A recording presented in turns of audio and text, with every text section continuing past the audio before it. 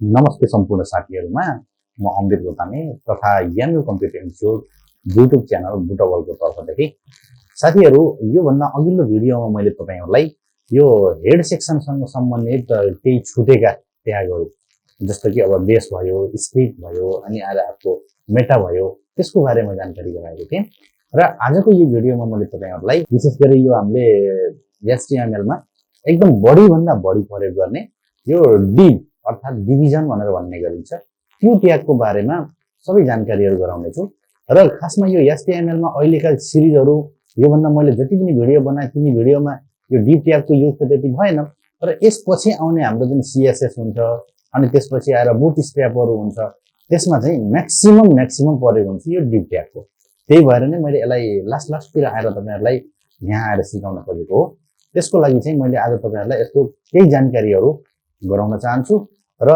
ढिला नगरी तपाईहरुलाई आजको यो डिभिजन ट्यागसँग सम्बन्धित जानकारीको कम्प्युटर स्क्रिन तर्फ तपाईहरुलाई लैजान चाहन्छु। HTML div ट्याग साथीहरु यो हामीले यो HTML मा यो div ट्याग म्याक्सिमम प्रयोग गर्छौं र प्रयोग गर्नुपर्छ हैन र मैले अब यसलाई HTML को लास्टमा आएपछि तपाईहरुलाई भन्दैको छु। अब पहिले सुरुमै यो भन्दिएको भए तपाईहरुलाई अलमल गराउन सक्छ भनेर चाहिँ मैले यो लास्टमा आएर तपाईहरुलाई यो div ट्यागको बारेमा भन्दै छु। यो div भनेको के हो भन्दा डिभिजन भनेर भन्न खोजेको हो। यो डिभिजनलाई चाहिँ सर्टकटमा चाहिँ div भनेर भन्ने गरिन्छ र हाम्रो कोड एडिटरमा पनि यसलाई सर्टकटमै लेख्ने गरिन्छ div भनेर लेख्ने गरिन्छ अनि त्यसपछि यसको क्लोज पनि हुन्छ यो पेयर ट्याग हो div भनेर यसरी सर्टकटमा बनाएर यसरी लेख्ने गरिन्छ हैन।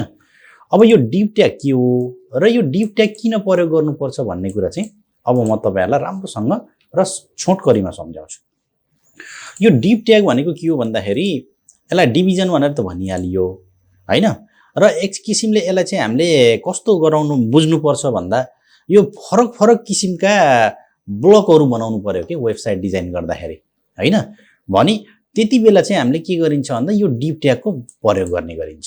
बुझ्नुभयो फरक ब्लकहरु बनाउनु पर्यो भने जस्तो मैले तपाईहरुलाई एउटा कुनै वेबसाइटको मैले बनाएको स्याम्पल म देखाउँछु ल हेर्नुस् है त ल हेर्नुस् यो मैले यहाँ अब मेरो स्टुडेन्टहरुलाई सिकाउँदाखेरि मैले एउटा वेबसाइटको स्याम्पलिङ गरेको थिएँ हैन हो यहाँ हेर्नु त यो माथिपट्टि यो एउटा कालो छ नि हो यो मैले के गरेको भन्दा एउटा div बनाएको एउटा डिभिजन बनाएको के हामीले वेबसाइट बनाउँदाखेरि यो फरक किसिमको यो ब्लकहरु बनाउँछौ नि हो त्यति बेला चाहिँ के गर्नुपर्छ भन्दा यो div भन्ने ट्यागको प्रयोग गर्नुपर्छ। यो माथिपट्टिको यो हेडिङ राख्नको लागि मैले के गरे एउटा div प्रयोग गरे हैन। यहाँ यो होम कोर्स ग्यालरी कन्ट्याक्ट अस यिनी छन् नि हो यिनी मेनुहरु अनि यता सोशल आइकनहरु राख्नको लागि म छुट्टै div प्रयोग गरे हैन। अनि त्यसपछि यहाँ लेटेस्ट अपडेट भनेर लेखेको छ अनि यता यहाँ हाम्रो यो स्लाइड गरिरहेको छ माउसको पोइन्टर लैजाँदा रोकिएको छ माउसको पोइन्टर निकाल्दा यो चलिरहेको छ हो यो गराउनको लागि एउटा div बनाए। अनि तलपट्टि हेर्नु त यो फोटो हो यहाँ यो मेन फोटो राख्नको लागि अर्को div बनाए अनि यतापट्टि यो साइड बार बनाउनको लागि अर्को div बनाए भनी यो div भनेको के हो भन्दा तपाईले सजिलै बुझ्नला ब्लक हो भनेर बुझ्नुस्। बुझ्नुभयो भनी यस्तो ब्लक बनाएर हामीले काम म्याक्सिमम गर्नुपर्छ वेबसाइट डिजाइन डेभलपिङ गर्दाखेरि। अनि यहाँ तल हेर्नु त यहाँ मैले यहाँ के गराइदिएको छु यो यता एउटा बनाछु यता एउटा बनाछु अनि यो एउटा बनाछु यो अर्को बनाछु भने अब एउटैमा गर्यो भने हामीलाई स्टाइलिङ गर्नलाई नि एकदम गाह्रो हुन्छ। अनि मैले हो यहाँ राख्ने यो जतिलाई एउटा div बनाए भने त यसै भित्र राख्न सजिलो भयो एक किसिमले। अब यो कन्टेनर जस्तो के यो एउटा कन्टेनर बनाए यसमा राख्न पर्ने जति सबै यहाँ राख्दिए अर्को कन्टेनर बनाए अर्को भित्र राख्ने अनि अर्को कन्टेनर बनाए यस भित्र राख्दिए अर्को बनाए यस भित्र भने हो यो जुन पर्पल कलरको छ नि यो फेरि एउटा कन्टेनर हो के यो एउटा कन्टेनर भयो यो कन्टेनर भित्र पनि कन्टेनर बनाउने के div भित्र पनि div बनाउने यो यसरी चाहिँ हामीले के गरिन्छ भन्दा यो वेबसाइटहरु बनाउने काम गरिन्छ भनी अब यो div लाई चाहिँ म तपाईहरुलाई प्र्याक्टिकल गरेर देखाउँछु है त। ल सबैभन्दा पहिला मैले यहाँ एउटा न्यू फाइल बनाउँछु अनि त्यसपछि यो फाइललाई म सेभ पनि गरेर देखाउँछु। ल अब यसलाई चाहिँ सेभ कहाँ गर्दिन्छु भन्दा div.html भनेर मैले नाम दिएँ अनि यहाँ चाहिँ मैले html यो 5 सिलेक्ट गर्ने बित्तिकै यो अटोमेटिक आयो हैन।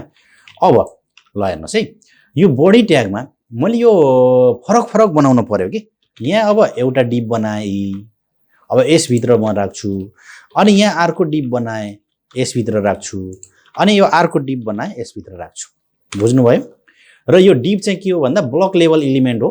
यो मैले यो इलिमेन्टको बारेमा पनि तपाईँहरूलाई पहिले पढाइसकेको छु। यदि तपाईँहरूले त्यो भिडियो हेर्नु भएको छैन भने एकपटक त्यो भिडियो हेर्नु होला। मैले यहाँ माथि यो आइकनभित्र त्यसको यो इलिमेन्टहरूको के block level element, inline element भनेर मैले सिकाएको छु। हो त्यो चाहिँ तपाईँहरूले त्यहाँ हेर्नु होला।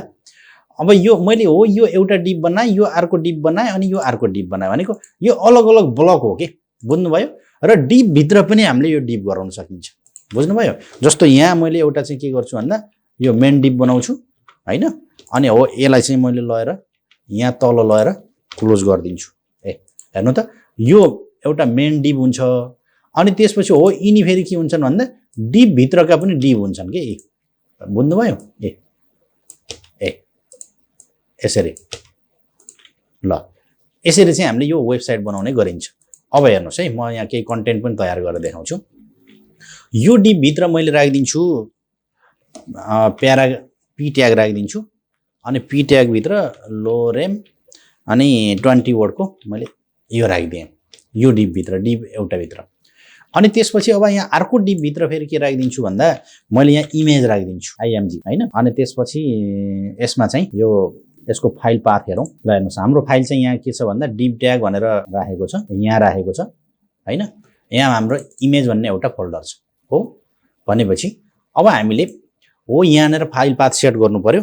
मैले योभन्दा अघिल्लो भिडियोमा तपाईँहरूलाई फाइल पाथको बारेमा पनि मैले बताएको छु।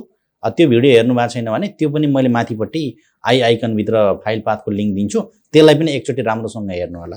अब यहाँ मैले एउटा डट लगाएर इमेज भन्ने राखेँ, अनि यसभित्र चाहिँ अब त्यो फाइलको नाम राखिदिन्छु card.jpg अथवा logo.png भन्ने छ, त्यही नै राखिदिउँ logo.png।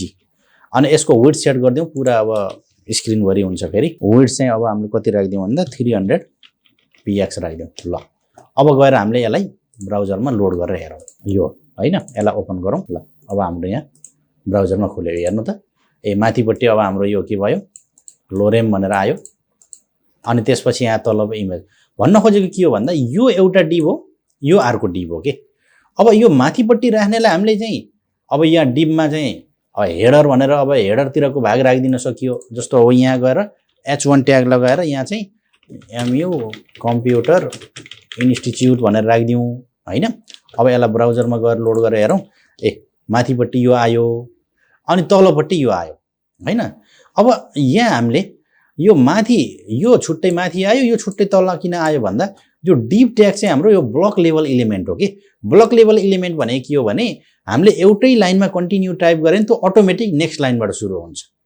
अनि इनलाइन इलिमेन्ट भनेको के हो भन्दा हामीले एउटै लाइनमा लेख्यौँ अथवा अलग अलग प्याराग्राफमा लेख्यौँ भने पनि त्यो कन्टिन्यू एउटै लाइनमा डिस्प्ले गर्छ, त्यसलाई चाहिँ हामी इनलाइन इलिमेन्ट भन्छौँ। यो डिप ट्याग चाहिँ हाम्रो के हो भन्दाखेरि यो ब्लक लेभल इलिमेन्ट हो। त्यही भएर चाहिँ हामीले एउटै लाइनमा लेखे पनि अथवा अलग अलग लाइनमा प्याराग्राफ चेन्ज गरेर लेख्यो भने त्यो सेपरेट भएर नै आउँछ। त्यो कसरी आउँछ भन्दा हामीले यो स्टाइलिङ गर्दा बोर्डरहरू लगाएर हेर्छौँ, त्यति बेला चाहिँ राम्रोसँग बुझ्छौँ। अनि खासमा तपाईँहरूले अब यो भिडियोमा के बुझ्नुपर्छ भन्दा डिप भनेको एउटा ब्लक बनाउने ट्याग हो। हामीले यो अब डिप ट्याग बनाएर नै त्यसभित्र राख्ने कन्टेन्टहरू राख्नुपर्छ। योभन्दा पहिला मैले तपाईँलाई डिप नराखिकन कन्टिन्यू गर्न सिकाइरहेको थिएँ होइन। अब तपाईँहरूले के गर्ने भन्दा यो फरक फरक ब्लक बनाएर काम गर्ने के। जस्तो अहिले मैले यहाँ तपाईँहरूलाई यहाँ वेबसाइट देखाएको थिएँ नि होइन, हो यो वेबसाइट देखाएको थिएँ नि, हो यो हेडरको लागि छुट्टै एउटा डिप बनाउने, हेडरका कन्टेन्ट त्यहाँ राखिदिने सबै। फेरि यो मेनुअरको लागि चाहिँ फेरि छुट्टै डिप बनाउने, त्यसमा राखिदिने। अनि तलपट्टि यो स्लाइड गरेकोलाई छुट्टै राखिदिने, यतापट्टिको बडीलाई छुट्टै राखिदिने। यस्तो डिप अलग अलग बनाएर काम गरियो भने अब वेब डिजाइन गर्ने मान्छेलाई पनि सजिलो हुन्छ र पछि त्यहाँ अब कुनै पनि समस्या भयो, एरर भएको ठाउँमा एरर फाइन्डिङ गर्नलाई पनि एकदम इजी हुन्छ। हो त्यस्तो केसमा चाहिँ हामीले डिभिजन अर्थात् हामीले सर्टकटमा यसलाई डिप भनेर भन्ने गर्छौँ। यो गरियो भने हामीलाई काम गर्न एकदम इजी हुन्छ र वेब डिजाइन डेभलपिङ गर्ने मान्छेले यो डिप ट्यागको प्रयोग नगरिकन त कुनै पनि अब कामै हुँदैन अथवा काम गर्दैनन् भन्दा पनि केही फरक पर्दैन। बुझ्नुहुन्छ? ल यो डिप ट्यागसँग सम्बन्धित यही हो है त। यसलाई राम्रोसँग बुझ्नुहोस्। अहिले HTML मा त यसको खासै त्यति धेरै युज भएको छैन, तर यसपछि आउने CSS अनि त्यसपछि आएर बुटस्ट्र्याप यिनीहरूमा त हरेक ठाउँमा हाम्रो यो डिपको प्रयोग हुन्छ। एउटा लाइनमा हामीले प्रयोग गर्नुपर्छ। त्यसो हुँदा यो एकदम इम्पोर्टेन्ट छ है त। साथीहरू यो डीप ट्यागसँग सम्बन्धित यो जानकारी तपाईँहरूलाई कस्तो लाग्यो जस्तो लाग्यो त्यस्तै प्रतिक्रिया दिनु होला। यदि तपाईँहरूलाई भिडियो राम्रो लाग्यो भने एक लाइक गर्न पटक्कै पनि कन्जुसाइ नगर्नु होला र यो भिडियो तपाईँले युजफुल देख्नुहुन्छ र तपाईँले सिकिसकेपछि अरूले पनि सिकोस् भन्ने चाहनुहुन्छ भने यो भिडियोलाई आफूले पढेर गर्ने सोशल मिडिया के छन् त्यसमा सेयर गर्न पनि नबिर्सिनु होला। यदि तपाईँहरू यो मेरो यामी कम्प्युटर इन्स्टिच्युट भन्ने युट्युब च्यानलबाट पहिलो पटक यो भिडियो हेर्दै हुनुहुन्छ भने हाम्रो यो यामी कम्प्युटर इन्स्टिच्युट युट्युब च्यानललाई सब्स्क्राइब क्लिक गरेर नजिकै रहेको बेल आइकनलाई क्लिक गरी अल भन्ने अप्सनलाई पनि क्लिक गर्नु होला ताकि मैले राख्ने नयाँ नयाँ जानकारीहरू निरन्तर तपाईँहरूलाई अटोमेटिक आइरहनेछ भन्ने जानकारी सहित आजको यो भिडियोबाट म बिदा हुन चाहन्छु। धन्यवाद, नमस्कार।